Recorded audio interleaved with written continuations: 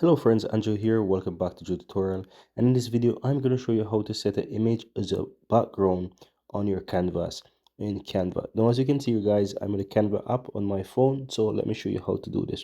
Now, once you're inside a blank canvas, you can easily go ahead and add an image. So you just want to look through the many options here at the bottom until you either find upload, or an upload will basically allow you to either find pictures that you either upload, or you can upload from your phone. So just simply tap on upload and choose something from your device, and it's going to take you into your device where you can easily go ahead and upload some photos.